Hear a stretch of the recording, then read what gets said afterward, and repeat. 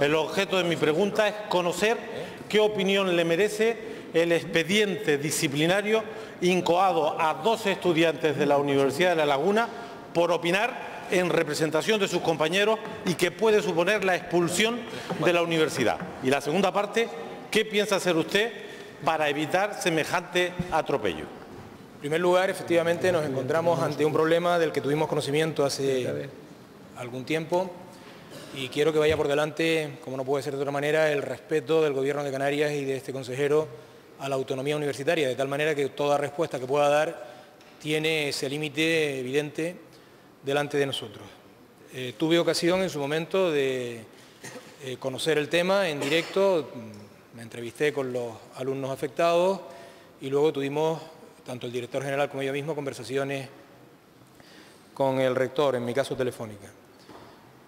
Efectivamente, de la conversación con los alumnos existía un problema donde posiblemente una información no adecuada les llevó a hacer unas afirmaciones que no eran ciertas. Y los alumnos, en la conversación que tuvieron conmigo, reconocen que la información que recibieron por parte del organismo autonómico correspondiente, vía oral, no se correspondía con la que recibieron luego por escrito. Y por tanto ello dio lugar a unas manifestaciones que en cualquier caso no eran ciertas. Los alumnos a mí me lo reconocieron. En cualquier caso, en mi opinión, yo creo que este tema, y así se lo hemos trasladado a la universidad, es preocupante. Creo que la consecuencia debe medirse de otra manera.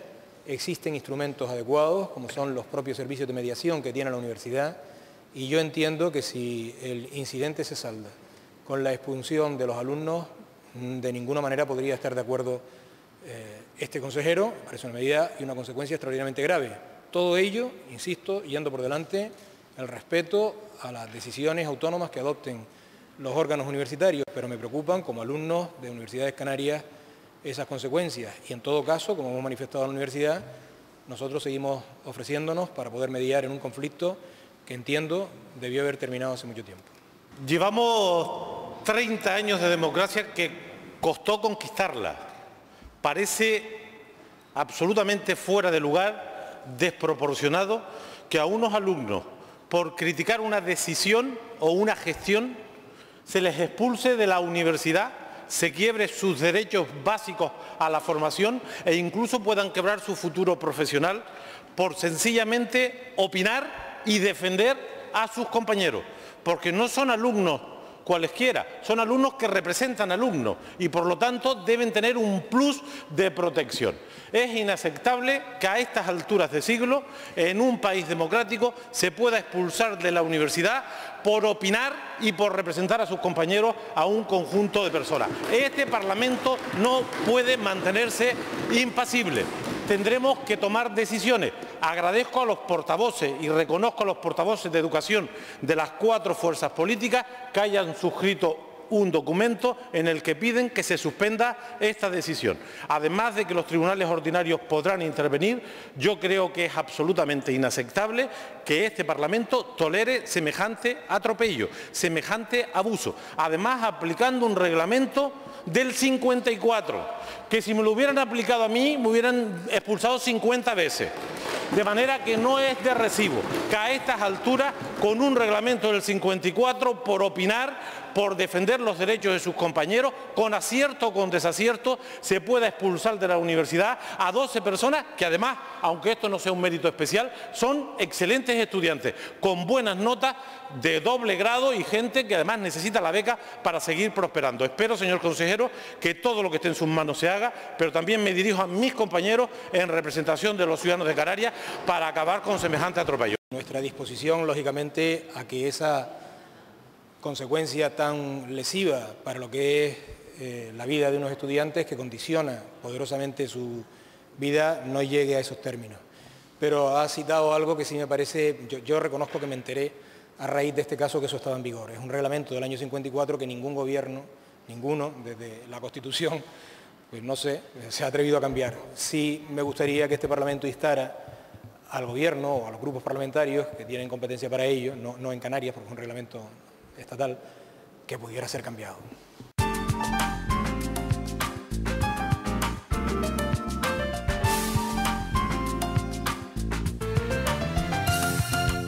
¿qué opinión le merecen las advertencias realizadas por las autoridades europeas al Gobierno de España sobre que presente ya los presupuestos del 2012?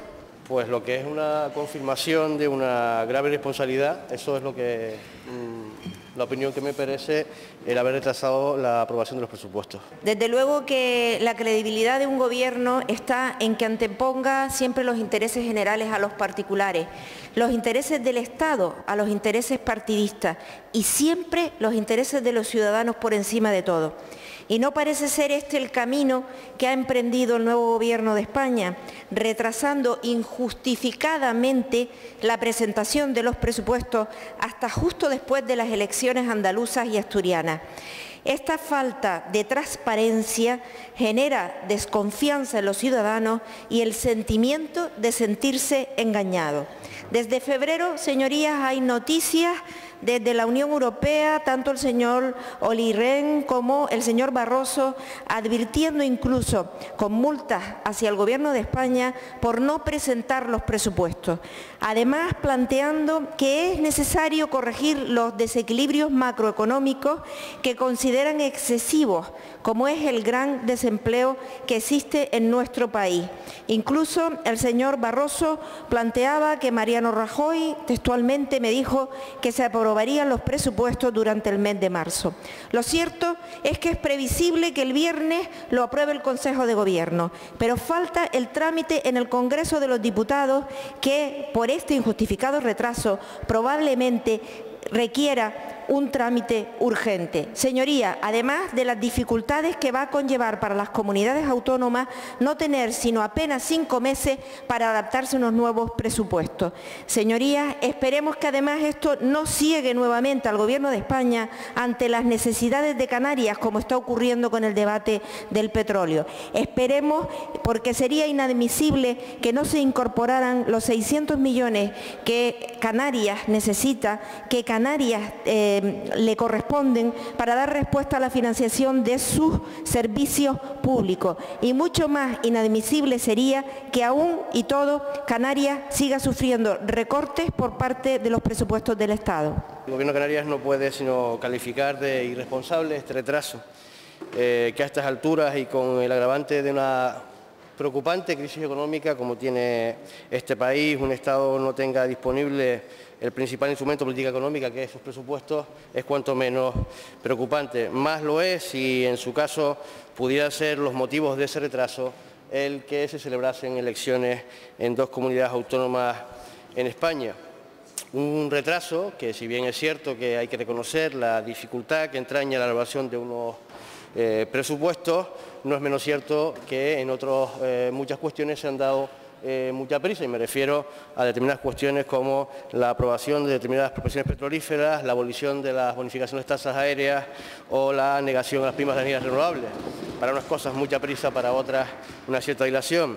Lo preocupante es que hoy hemos conocido también cómo va a ser el trámite parlamentario, y podemos inferir que hasta el día 7 no se publicarán los presupuestos, por lo tanto tendremos que todo ese trámite parlamentario, no sé si a primeros de junio, una vez pasen en su caso por el Senado, tendremos ya presupuestos. Es decir, las administraciones generales del Estado y por ende las administraciones de las comunidades autónomas tendremos aproximadamente 6 meses para llevar a cabo una serie de actuaciones y de políticas de ajuste en función de los presupuestos generales del Estado, que tienen que comprender el objetivo de estabilidad de todo el año. En definitiva, un añadido más a las dificultades de este año. Yo lo que sí espero es que el Gobierno del Estado sea sensible con Canarias, que no aplique los recortes a la comunidad autónoma de Canarias, que ha hecho un esfuerzo importante de contención del gasto, que no se sigue disminuyendo la financiación para los servicios públicos esenciales y que, en definitiva, esos 600 millones de euros de menos que recibimos cada año sean consignados en los mismos y que se cumpla la ley del REF, que obliga a invertir en Canarias la media de lo que se invierte en el conjunto de las comunidades autónomas, que, recuerdo, supone en torno a no menos de 5.000 empleos al año el no invertir la media del Estado en Canarias.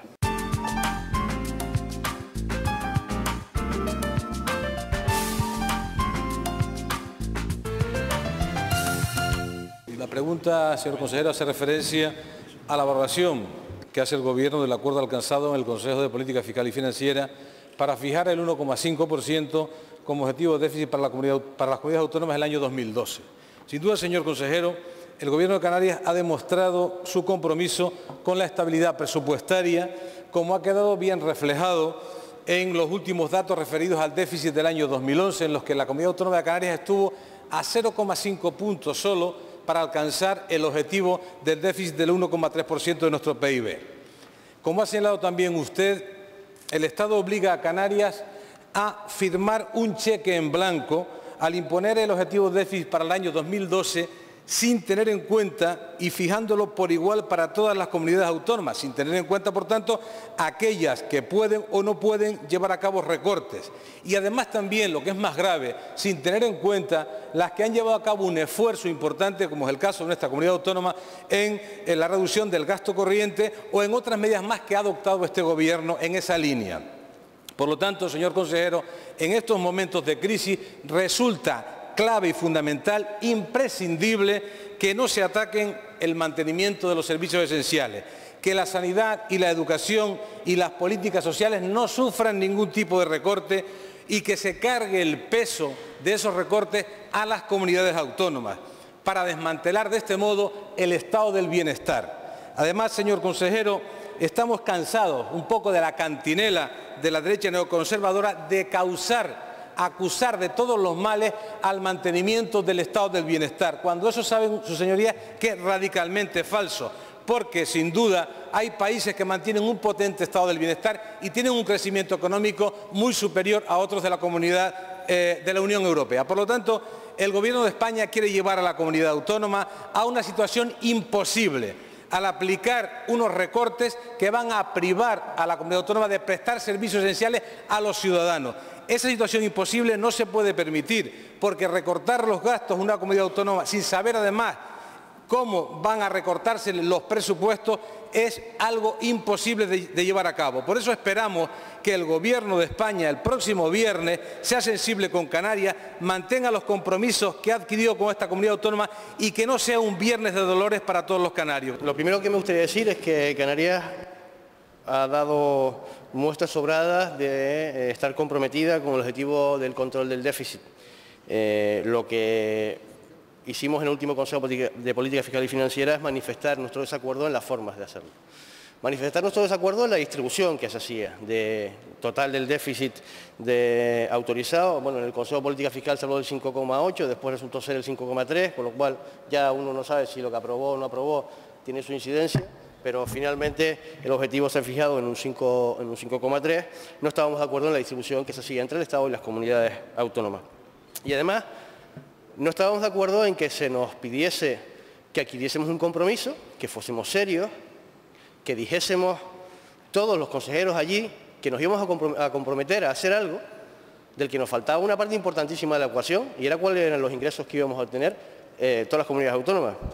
Por eso la manifestación que hice yo en nombre del Gobierno de Canarias fue en ese sentido de que si éramos serios, de que si nos queríamos comprometer de una forma razonable, debíamos conocer primero los ingresos para saber qué ajustes necesitábamos hacer, en su caso en los gastos, y comprometernos todos y firmar seriamente el compromiso al que, eso sí, todos estábamos de acuerdo, pero unos más de boquilla que otros, ¿no?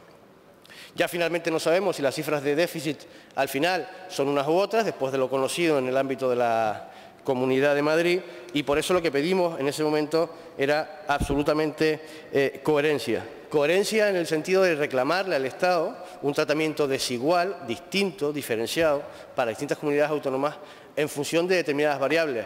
Parece lógico que las comunidades autónomas que han hecho un esfuerzo tengan un premio, si no, nuevamente se va a hacer tabla rasa para todos.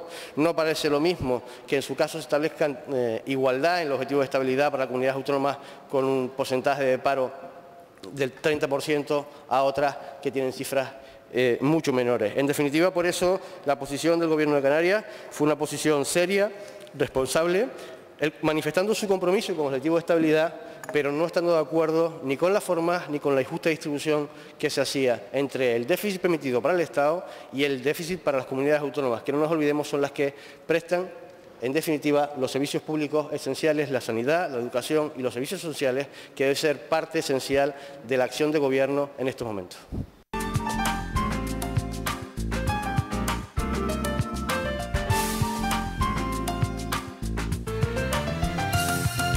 ¿cerró Radio Televisión Canaria el ejercicio 2011 con déficit y, en su caso, a cuánto ascendió el mismo? A fecha de hoy, día 27 de marzo, y en función de la Ley de Hacienda Canaria, todavía los entes que conforman el sector público empresarial no tienen cerradas definitivamente sus cuentas y, por tanto, desconocemos exactamente cuál es el cierre presupuestario de todo. En octubre de 2011, mientras el Gobierno de Canarias andaba preocupado en cómo garantizar los servicios públicos básicos, con un presupuesto claramente insuficiente, de repente saltan todas las alarmas de la comunidad autónoma porque en una entrevista en un medio de comunicación, el director de Radio y Televisión Canaria daba por hecho que el ente público cerraría 2011 con déficit.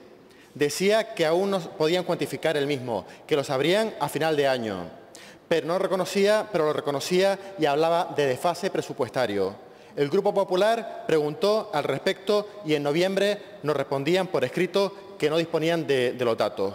Insistimos en comisión los meses de noviembre, febrero y la última vez el pasado 19 de marzo. El resultado, la callada por respuesta, porque, señor consejero, ni siquiera contemplan una previsión de déficit o aproximadamente una cuantificación del mismo. Señor consejero, la transparencia no es algo voluntario, es una exigencia para garantizar un comportamiento honrado y, además, en breve será una obligación legal. Presumen ustedes de contar con la televisión más barata. Se podrá discutir, señor consejero, si es mucho o poco su presupuesto, pero hay un dato cierto, y es que ninguna otra comunidad autónoma como Canarias tiene una tasa de paro del 31%. Con 650.000 personas que viven en riesgo de exclusión, de pobreza y exclusión social, nosotros lo tenemos claro. ¿Cómo se atreven a decir que la televisión canaria es un bien de primera necesidad? Señor consejero, insultan ustedes a todos los canarios y especialmente a los 341.000 parados que hay en las islas con este tipo de afirmaciones. Hay otras prioridades en Canarias, como la educación, la sanidad o la dependencia. Lo saben muy bien los 20.000 canarios que tienen reconocido el derecho a la ayuda a la dependencia y todavía la están esperando. Señorías, si los ingresos de la televisión canaria son menores por las circunstancias en las que estamos y por la caída de ingresos publicitarios, no queda más remedio que reducir costes. Lo contrario, señor consejero, es una irresponsabilidad y se resume en dos palabras: mala gestión. Sobre la reducción del presupuesto de la televisión canaria, lo he contado miles de veces, pero volveré otra vez. Sabe que se han pasado de 68 millones de euros a los 36 actuales.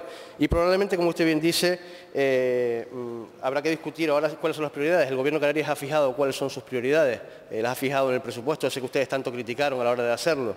Y, por tanto, ¿dónde ha hecho los esfuerzos? ¿Dónde ha hecho los recortes? ¿Y dónde ha hecho los incrementos presupuestarios? Esa es la diferencia entre unos y otros, entre lo que se dice y lo que se hace. Mire, habla usted de transparencia. ¿A qué transparencia se refiere? ¿A la publicación o a la divulgación de un vídeo sobre la reforma laboral en medio de una campaña electoral? ¿Es eso una fórmula de utilizar bien los recursos? Seamos coherentes, señor diputado, con lo que hacemos y con lo que decimos.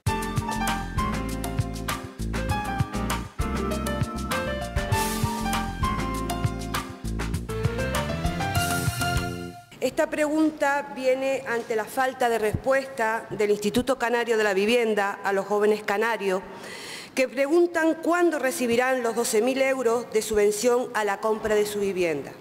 Denuncian el impago de dicha subvención, que fue la que motivó optar a la compra y aceptar las condiciones de la hipoteca joven canaria. Y ahora están afrontando los pagos a un tipo de interés que supera en más de un punto al indicador de referencia.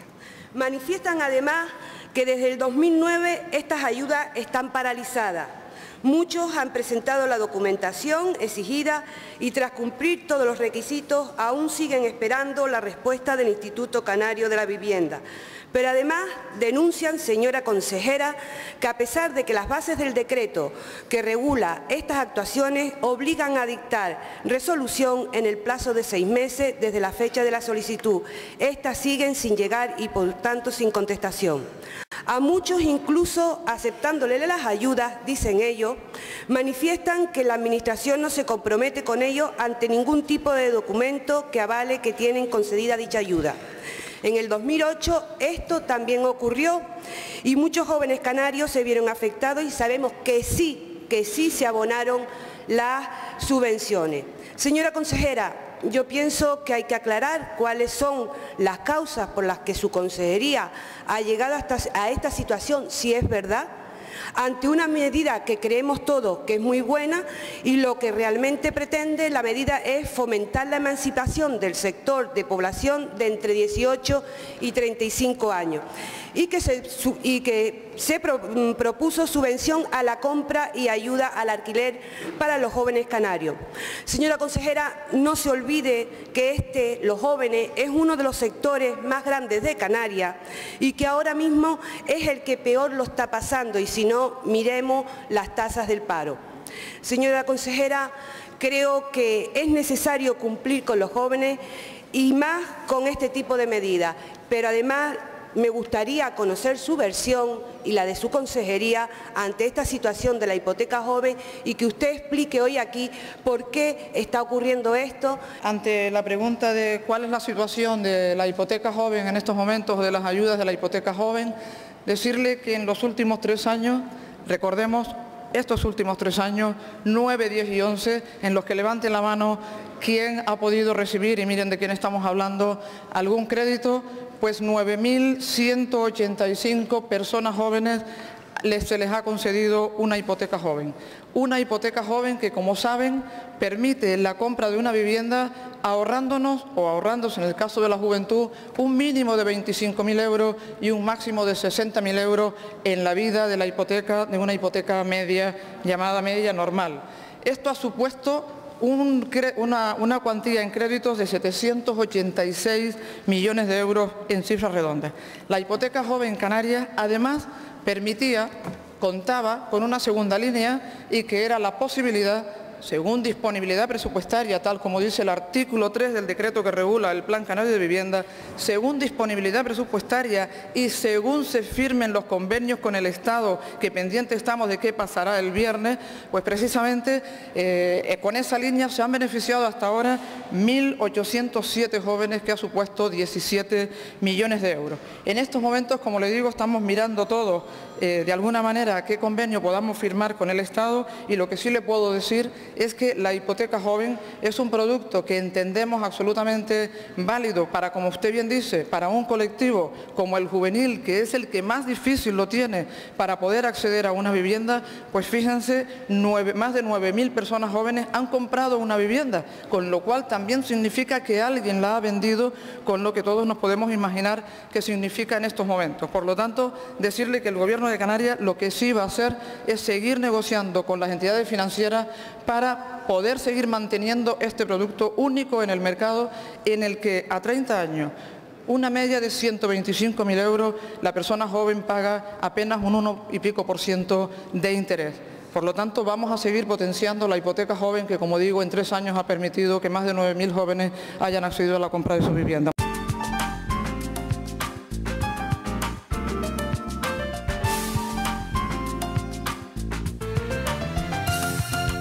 ¿Cuál es el límite de turistas que, como consejera de Empleo, Industria y Comercio del Gobierno de Canarias, establece usted para el archipiélago? El límite de turistas que Canarias puede recibir no es una idea que forme parte del discurso de la acción actual del Gobierno de Canarias. Así planteado, como techo, como umbral cuantitativo acerca de qué número de turistas puede recibir Canarias, esta no es una cuestión en la que actualmente esté trabajando el Gobierno en sus objetivos para el sector turístico. La consejera lo estableció numéricamente en la pasada Comisión de Empleo y ello a la sociedad canaria le ha escandalizado. El hecho de que la consejera de Empleo, en un desliz de sinceridad, haya dejado ver que le pone un techo a nuestra industria. Al margen de paños calientes que posteriormente haya puesto usted, el consejero de Turismo o cuantos cargos públicos del Gobierno han salido para apagar el fuego que usted prendió, ha escandalizado a empresarios, a trabajadores, a responsables de turismo de otras instituciones y, en definitiva, a toda la sociedad canaria. Señora consejera, ha abierto usted un debate muy delicado y complicado de un modo simplista, lo que, en definitiva, ha puesto de manifiesto lo que denunciamos en aquella comisión y que volvemos a denunciar en este Pleno. Este Gobierno no tiene un proyecto económico que sustente el proyecto político de mera supervivencia de dos líderes sin partido. En un momento dramático en el que la situación de desempleo en Canarias es trágica, usted actúa como una llanera solitaria. Sí, señora consejera, cuanto más profundiza uno en lo que está haciendo su gestión, más comprueba que esta cruzada en la que todos tenemos que trabajar juntos se la toma usted como su propia guerra teórica, eso sí, porque no vemos ningún resultado. La llanera cabalga, pero no va a ningún sitio, levanta polvo, polémicas, se mete en competencias ajenas para hacer afirmaciones categóricas en asuntos que le sobrepasan y le tienen que parar los pies. Ningunea a otras administraciones canarias, pero a la hora de la verdad esto no se traduce en resultados y siempre es por la culpa de otro. Desde el Partido Popular entendemos que el único techo que tiene que tener claro el Gobierno es el techo al gasto público. Y ese, señorías, lo ha propuesto el Partido Popular y ustedes lo han rechazado.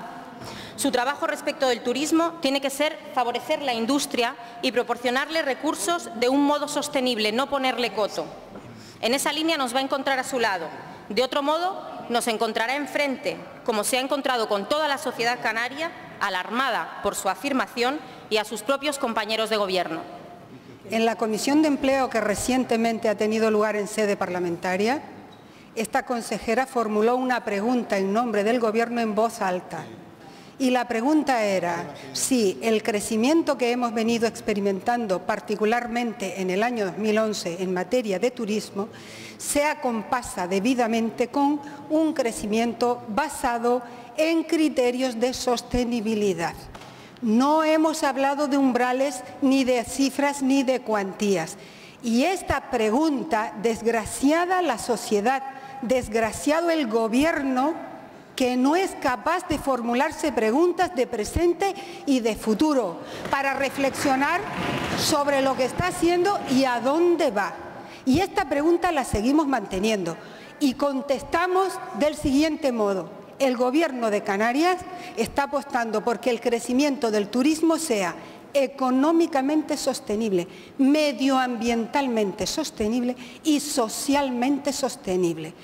Y en ese sentido hemos puesto sobre la mesa un plan de renovación y de recuperación de nuestra planta alojativa hotelera de la mano de un crecimiento del sector de la construcción basado en criterios de sostenibilidad, con edificios medioambientalmente sostenibles, con incorporación de energías renovables, con un sistema de tratamiento industrial y gestión de residuos, etc. En segundo lugar, tratando de mejorar nuestro destino turístico, porque cuando se supere la crisis política de la primavera de los países árabes, Canarias estará en condiciones de ofrecer una oferta turística que tiene que ser verde, diferenciada, sostenible, moderna, basada en la innovación y en criterios de modernización.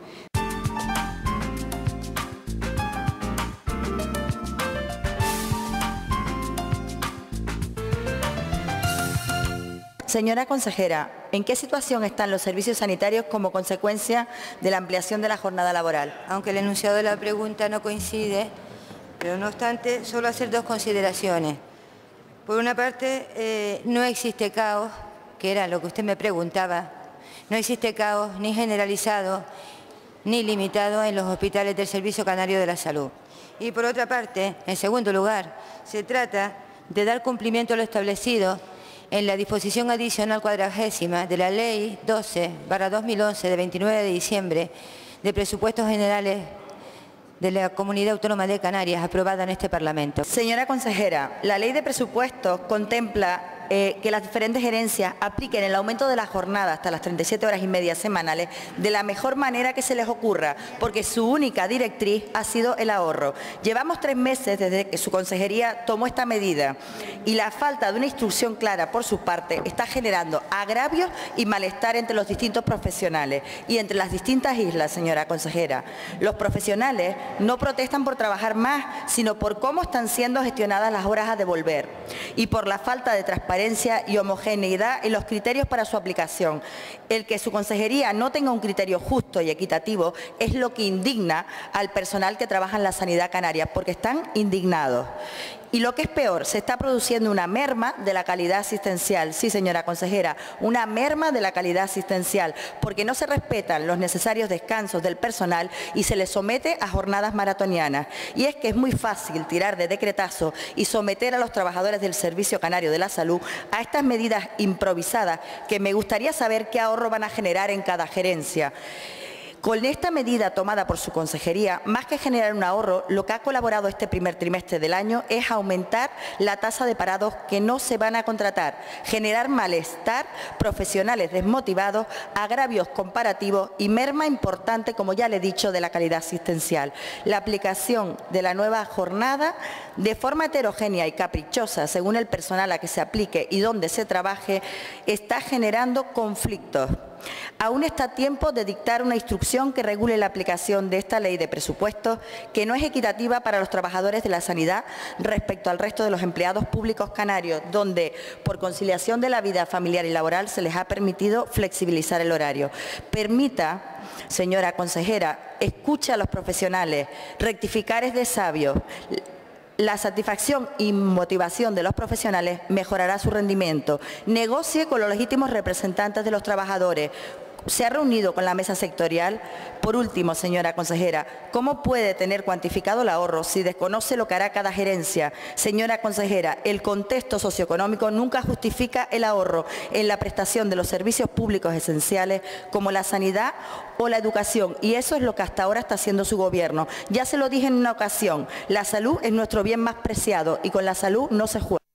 Se ha trasladado a la opinión pública que en la próxima Ley de Presupuestos Generales del Estado se va a generalizar dicha medida, con lo cual aquello que en febrero parecía que iba solamente a afectar a algunos, ahora resulta que va a afectar a más de 2 millones de funcionarios en todas las administraciones. Eso es lo que decía el señor secretario, señor Antonio Beteta, y ya lo ha hecho a la opinión pública, y por otra parte también traduce lo de don Cristóbal Montoro. Pero además de eso, vamos a ver, le voy a leer. Estas medidas se enmarcan en una situación de dificultades, en la que desde todos los sectores se está pidiendo a los ciudadanos y también a la propia Administración un esfuerzo adicional, entre comillas.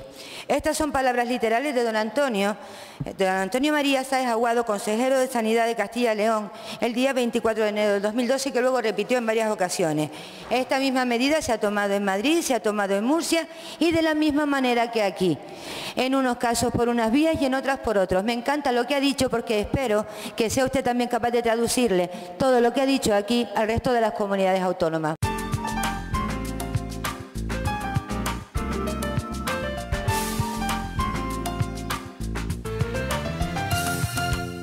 En el reciente debate de la nacionalidad, señor consejero, el Gobierno expuso en un momento determinado de la exposición del presidente y después también surgió durante el debate lo que eran las medidas de ajuste para la modernización de la Administración, y en ellas se encuadraban algunos datos relacionados con lo que había hecho el Gobierno desde el año 2008 hasta ahora, con un ahorro que se cifraba en ese momento del debate en 2.280 millones de euros durante todo este tiempo. Señorías, junto a esto está también el nivel de endeudamiento de la comunidad autónoma, que está por debajo de la media, y fruto de ese esfuerzo continuo y de la planificación y la adopción de medidas de austeridad, podemos tener en estos momentos un presupuesto, o se pudo presentar un presupuesto en el año 2012 y a espera de ver lo que ocurre dentro exactamente de 2 días. Señorías, lo que pretendemos en esta comparecencia es que el Gobierno nos explique con detalle en qué ha consistido esta reducción de 2.280 millones, qué otras medidas se están tomando a cabo para la eficacia en la gestión y por lo tanto ahorro económico que supuestamente también esa eficacia en la gestión traería a la gestión de la comunidad autónoma. Con estos datos, señorías, señor consejero, es lo que pretendemos hoy averiguar si todo este esfuerzo que hemos hecho durante todo este tiempo en cumplir los deberes vale la pena si se confirman los peores presagios en los presupuestos generales del Estado del 2012. La implementación del ahorro en Canarias, a diferencia de otras autonomías, no es nueva. Desde el inicio de la crisis económica y en especial desde finales del 2010, se han puesto en marcha numerosas medidas que ahora empiezan a aplicar en otras comunidades autónomas, en otras administraciones públicas. Los resultados son evidentes.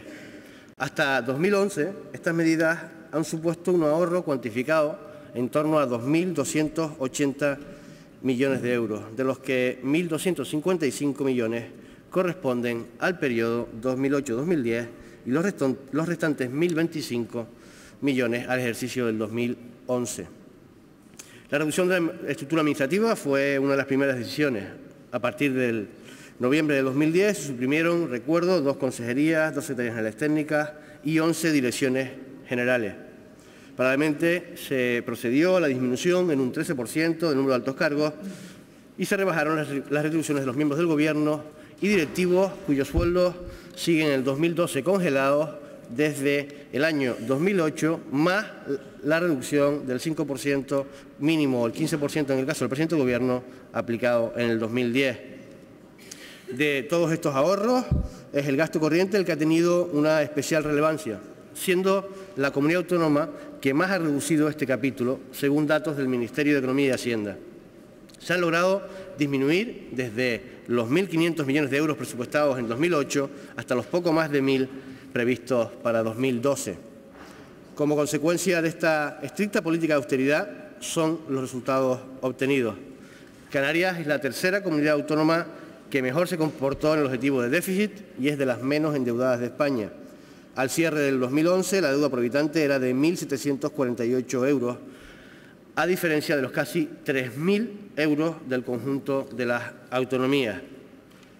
A pesar de los buenos resultados y aunque el margen de actuación, lógicamente, es cada vez más estrecho, el esfuerzo en el ahorro continúa.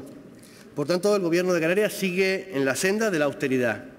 En estos primeros meses de 2012 está adoptando medidas que generarán una nueva reducción en el gasto corriente por importe de al menos 77 millones de euros durante el presente ejercicio y de acuerdo, por tanto, con las resoluciones adoptadas, esta comunidad autónoma tiene previsto una nueva reducción del gasto corriente.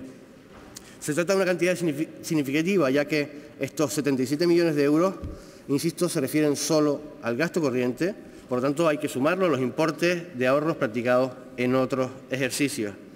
Las medidas implementadas son de distinta naturaleza. Entre ellas se encuentra la reducción de arrendamientos, la energía eléctrica, aguas, comunicaciones, informática o papelería y consumibles.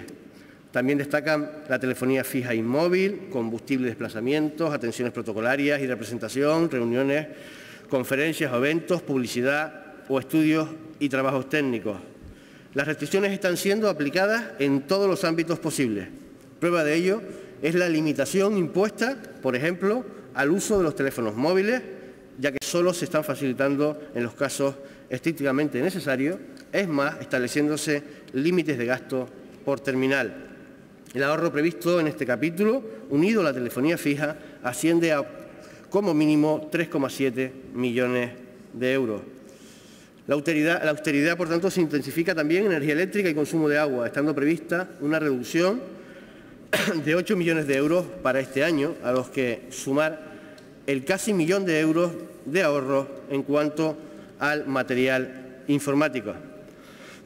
Para disminuir el gasto en papel y agilizar los procedimientos, se están implantando en estos momentos en los centros el portafirmas electrónico, un sistema totalmente seguro, tanto desde el punto de vista legal como tecnológico. Más de 3 millones de euros están programados el ahorro en combustible y desplazamientos para el año 2012. Se han dado instrucciones a los centros para el uso prioritario de la videoconferencia y se ha implantado el uso compartido de vehículos en los aeropuertos hasta el rango de viceconsejero. En cuanto al parque móvil, se está procediendo a la valoración de los vehículos con el fin de prescindir de aproximadamente 60 unidades en una primera fase. De esos 60 vehículos, algunos causarán baja, dado su estado de obsolescencia, y otros se pondrán a la venta mediante subasta pública. En materia de alquileres, el ahorro que se genera durante este año será notable, ya que alcanzará 5,6 millones de euros, siguiendo la tendencia de estos últimos años. Hemos pasado de un gasto de 22 millones en 2009 a unos 14 al finalizar el año en curso.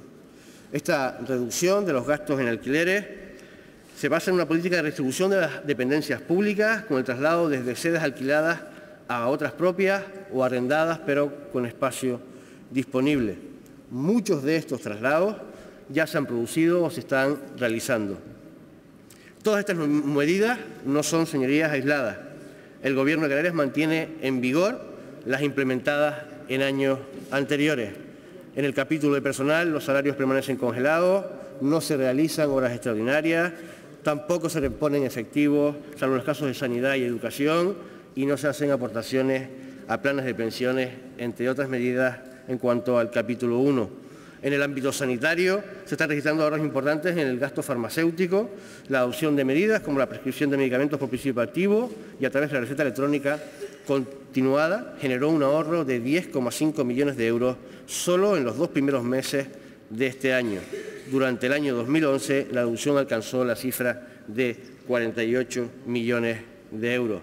Se está incentivando una política de compra centralizada de los principales productos de uso sanitario con el fin de generar economías de escala y, en consecuencia, menos costes. Todas estas políticas de austeridad tienen como objetivo también al sector público empresarial, donde se está llevando a cabo, veremos posteriormente, un proceso de reordenación encaminado a lograr la optimización de sus recursos. La culminación de este plan, iniciado en el año 2011, nos llevará a un ahorro de 100 millones de euros en el 2014. Con todo, y una vez descritas las principales medidas que hemos adoptado, quiero destacar que el esfuerzo que de forma pionera se ha realizado en esta comunidad autónoma desde que se inició la crisis. Un esfuerzo que seguiremos realizando a pesar de que el margen de acción, el margen de actuación resulta cada vez más escaso. Y aun siendo necesarios, oportunos, obligatorios, diría yo, estos ahorros no son ni de lejos una solución para seguir cumpliendo con la prioridad absoluta de este Gobierno, que es el sostenimiento de los servicios públicos esenciales, que recuerdo representan en torno a un 70% del presupuesto. Un sostenimiento financiero que le corresponde asegurar mediante el sistema de financiación al Gobierno de España.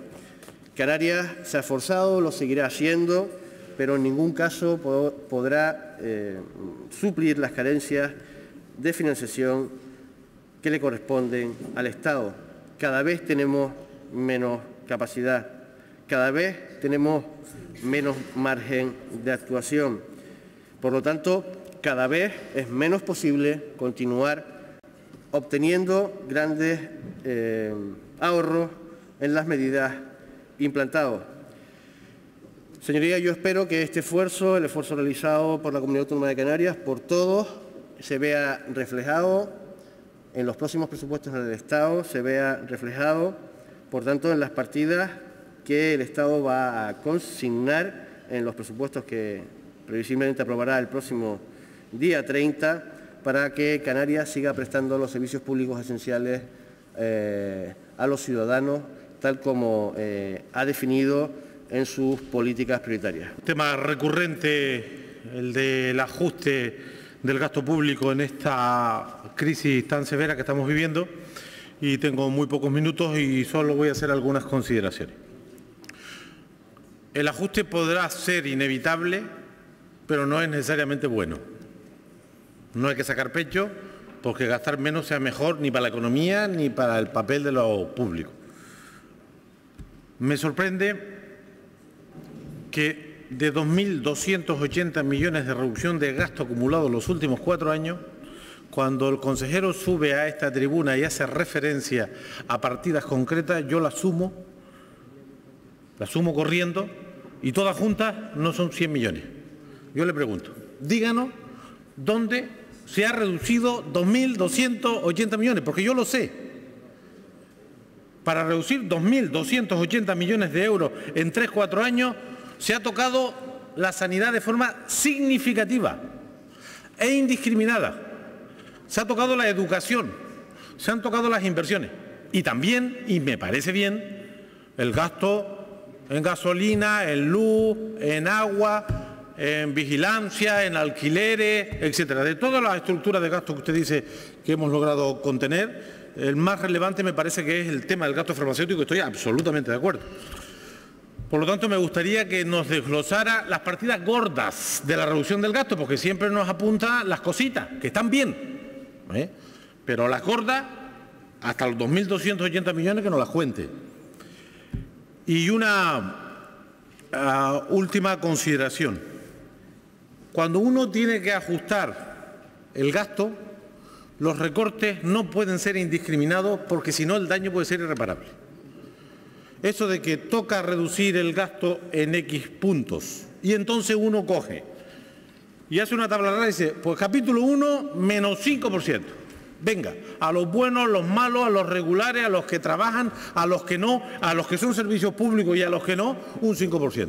Capítulo 2, pues un 10%. Pues venga, a recortar indiscriminadamente, sean prótesis, sea gasolina o sea factura de luz. Lo que le pido es que nos explique la técnica de reducción del control del déficit que ha utilizado el Gobierno, porque yo conozco algún departamento que creo que ha sido lineal y eso es peor el remedio que la enfermedad. Se ha relatado aquí una disminución de los gastos que ha tenido el Gobierno, 2.280 millones, y efectivamente unas reducciones también que ha habido en distintos conceptos de gastos corrientes, básicamente, 77 millones a lo largo de este presupuesto del 2012, y también una serie de medidas, congelaciones de sueldos, etcétera, etcétera. Y estoy de acuerdo con lo que ha dicho el antecesor en la palabra. O sea, el problema está que este chicle no se puede estirar más.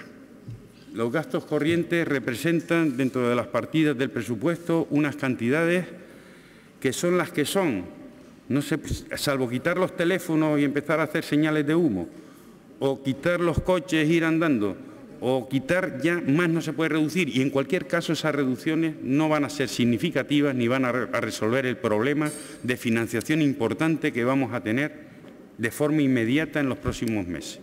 Estamos hablando de que eso puede tocar los servicios esenciales y, por lo tanto, como ya supongo que tendremos ocasión de debatirlo en un futuro. Pero sí es importante dar una señal, que es lo que muchas veces espera la gente. A la gente hay que decirle la verdad. Miren, de gastos corrientes de este tipo no podemos tirar más porque es que ya están rebajados. Pero sí es verdad que tenemos que dar el ejemplo y la señal de que hacemos todos los esfuerzos para que estos gastos corrientes, teléfono, luz, agua, alquileres, etcétera, etcétera, que usted ha relatado antes, se vean disminuidos. Y ese ejemplo tenemos que darlos todos y no hacer demagogia. Lo que no puede ser es que, por ejemplo, atenciones protocolarias en el Cabildo de Gran Canaria haya subido en el 2012 el 49,76% sobre el presupuesto del año anterior, o que en publicidad y propaganda la partida correspondiente haya subido un 69% con respecto al año anterior. No es que sean significativas, porque han pasado de 200.000 euros a 300.000, no va a arreglar el mundo, pero estamos diciendo de dar señales, y en todos sitios dar señales, aunque se rebajase, sabemos que no va a arreglar el problema, pero dar señales de que estamos dispuestos a hacer la austeridad y los mayores sacrificios en todas estas partidas. Pero el problema de fondo va a ser mucho más gordo. Y el problema de fondo va a ser cuando tengamos que recortar no 100.000 euros o 50.000 euros o 300.000 euros, sino cuando tengamos que recortar millones y millones de euros. Y ahí ya no puedes rebajar de una partida como esta del Cabildo de 300.000. Si la quitasen, es que no, 300.000 no resolverá nada. El problema es que habrá que quitar muchísimo más y entonces habrá que saber de dónde. Y ahí entrará la forma de gobernar y conseguir la mayor eficiencia con los recursos de los que disponemos. Así que, señor consejero, no me gustaría estar en su pellejo. Hay un principio compartido de toda buena gestión presupuestaria, que es la búsqueda del equilibrio en las cuentas públicas. Principio compartido que luego depende de su aplicación, de las políticas que se pongan en marcha posteriormente. La estabilidad presupuestaria está ahí. Cuando uno se acerca al déficit cero, se pueden crear 5 millones de empleos, y cuando uno gasta y gasta sin control, pues, y no se respeta ese principio, se llega a los 5 millones de parados. Y compartir mesa y mantel con quienes han producido ese drama, pues se corre el riesgo, pues, de pasar lo mismo en Canarias. Señor consejero, nuestro problema es el paro. y no saldremos de la crisis si no hay crecimiento del empleo. Y el Gobierno de Canarias suspende claramente esa asignatura del empleo. 350.000 canarios están hoy sin oportunidades, mayormente los jóvenes a los que se les aconseja que emigren. Señor consejero, en épocas de bonanzas no es muy difícil gobernar. Cuando se ve a los verdaderos gobernantes es en la época de crisis. Y el Gobierno de Canarias no ha hecho, al día de hoy, ni una sola reforma de calado contra el déficit, ni una reforma de calado para combatir la crisis y el paro. Y un buen padre de familia, señor consejero, no gasta más de lo que ingresa en su casa. Y esa debiera ser una máxima, una norma de comportamiento en todas las administraciones públicas. ¿Piensa el Gobierno de Canarias, cuando adopta las decisiones de ajuste, de ahorro, en las oportunidades que están esperando los gobernantes, están esperando todos los canarios y sobre todo aquellos que están con falta de oportunidades y que están esperando de los gobernantes una palabra de esperanza precisamente para resolver el grave problema que aquejan? Señor Barragán, yo disculpo, señor Rodríguez, por su olvido inicial, como no podía ser de otra forma, y por tanto, en ocasiones esa amnesia que se tiene del pasado y de las acciones que uno ha llevado a cabo. Es más, la acción del Gobierno en representación de los intereses de Canarias, de los intereses y por tanto de los mandatos de este Parlamento, ha sido, es y será, por ejemplo, defender una resolución que fue aprobada por unanimidad de todos los grupos parlamentarios de esta Cámara, presentada a instancias del Partido Popular, donde le hacíamos al Estado una reclamación sencilla, muy sencilla, que el sistema de financiación se adecuase a las realidades de las necesidades de los servicios públicos esenciales en Canarias. Decía más, decía que le reclamásemos al Estado la deuda histórica en el ámbito sanitario en 10 años, a razón de 140 millones de euros, y decía que reclamásemos al Estado, por tanto, que se cumpliese una ley del Congreso de Diputados, que era del REF, donde el Estado estaba obligado a invertir en Canarias la media de lo que se invertía en el conjunto del Estado español. Y quiero recordar que dice una coletilla, excluido las que compensen el hecho insular, para indicar que debe ser como mínimo más que la media. Esa es la acción del Gobierno de Canarias. Yo imagino que si se cumplen los malos augurios del próximo viernes y, por tanto, el Gobierno de España no cumple con sus compromisos, sigue reduciendo la inversión en Canarias, no cumple con la ley del REF, sigue detrayendo financiación a Canarias y no la compensa por otras vías, digo, estoy seguro, convencido, de que los que iniciaron la tramitación parlamentaria de esa proposición no de ley serán los primeros en protestar contra una decisión arbitraria e injusta por parte del Gobierno del Estado. Como digo que la presentaron ellos, la iniciativa, digo que tendrán seguro esa propuesta. Ahora me cabe la duda, porque ya dije aquí y en comisión parlamentaria que estaba convencido que el señor Rajoy no iba a subir los impuestos y después me equivoqué, pero yo sigo pensando que será coherente, será con las cosas y las iniciativas parlamentarias que se presentan y, por tanto, el viernes, cuando conozcamos los detalles del presupuesto o cuando entren en el Congreso de Diputados, los representantes del Partido Popular serán los primeros en protestar ante esas circunstancias. Estaré esperando que así se produzca. Mire, que nos encontramos en una situación de especial dificultad, es de todo sabido. Preguntaba al señor del Partido Popular y que uno de los grandes problemas es el empleo. Claro que sí. Mire, ya le decía que como mínimo los incumplimientos de la ley del REF suponen en obra directa, en empleos directos, una media de en torno a 5.000 empleos anuales. Eso sin contar con la capacidad del incremento de la competitividad, en su caso, de la economía canaria por las infraestructuras y, por tanto, por la generación de economía a la que usted se refería, que coincido con usted que lo más importante es en estos momentos dinamizar la economía.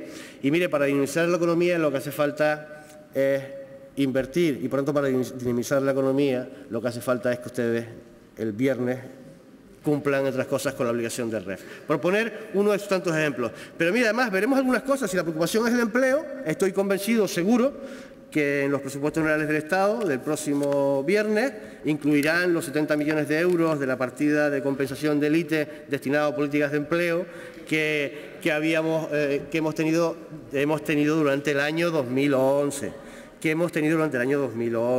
Digo, para ser consciente. Digo, estoy seguro que esa es una preocupación importante del representante del Partido Popular. Estoy seguro que ahí incluirán esa partida en los presupuestos generales del Estado. Porque usted dice algo y dice algo muy bien en cuanto a el padre de familia. Pues mire, un padre de familia es aquel que en un momento determinado atiende a sus hijos en función de sus necesidades.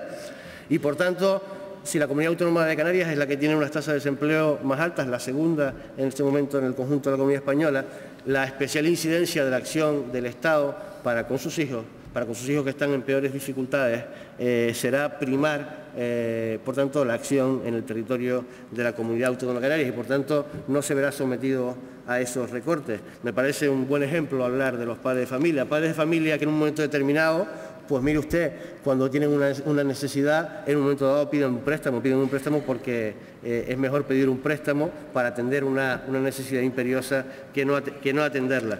Y por tanto me parece un aspecto positivo. Me gustaría además que usted hubiese hecho referencia, por poner un ejemplo, a los estudios de FUNCAS, la Fundación de las Cajas de Ahorros, que ha dicho que Canarias es la comunidad autónoma que prevé tener un menor comportamiento en el conjunto del Estado español para este año 2012. Por lo tanto, algunas cosas se habrán estado haciendo en ese sentido, en el sentido de intentar dinamizar la economía canaria. Desgraciadamente, las previsiones son de que crezca la economía canaria, pero será la que menos del conjunto del Estado español. ¿Eso será culpa del Gobierno de Canarias, de la acción del Gobierno de Canarias o no? O como sostenía alguien, pocas acciones puede llevar a cabo un gobierno autónomo en defensa o para disminuir las situaciones de desempleo. Lo digo porque eso está escrito en un programa electoral y por tanto echándole las culpas al Estado. Si no es así, pongámonos de acuerdo en cuál es la función que tienen unos y que tienen otros. No quiero olvidarme de contestar al señor Román Rodríguez sobre las cantidades referentes a dónde se han reducido esos 2.280 millones de euros, que le he hecho referencia que hay desde el 2008 al 2010, más las cantidades del 2011. Estamos iniciando una acción en el ámbito del año en curso, el 2012. Estamos hablando de 288 millones de euros en el capítulo 1, de 1.029 millones de euros en el capítulo 2, estoy hablando de todos los ajustes, ahorros que se han hecho de 2008 al 2011, ejercicio cerrado, de 363 millones en el capítulo 4, por tanto las transferencias corrientes, y de 553 millones de euros en el capítulo 6 y 7. Lo digo por centrar las referencias y las posibilidades, más las acciones en el ámbito de las acciones mercantiles, esos son los 2.280 millones de euros. 2.280 millones de euros que es verdad que suponen detraer esos recursos del ámbito de la economía de la Comunidad Autónoma de Canarias, pero en el cumplimiento del objetivo de estabilidad, en el convencimiento de que con una apuesta de racionalidad, con una apuesta de ahorro, con una apuesta de primar los servicios públicos esenciales que se ha llevado a cabo en el Gobierno de Canarias, pero también con un convencimiento de que no podemos ni debemos seguir incrementando el endeudamiento de la Comunidad Autónoma de Canarias, aun siendo de los más bajos de España, el más bajo per cápita. Esto no puede seguir sin día y por eso la reclamación, repito, no para inversiones fastuosas como han podido hacer en otras comunidades autónomas, sino para sostener los servicios públicos esenciales, la continua reclamación para que el sistema de financiación de las comunidades autónomas refleje una realidad. Mire, cuando les he hablado de los 600 millones de euros que perdemos todos los años, significa con la media. Si tuviésemos la financiación que tienen los ciudadanos de Madrid, estaríamos hablando de 1.000 millones al año, por poner ejemplos claros de lo que supone la realidad actual y las necesidades de futuro. El Gobierno de Canarias está...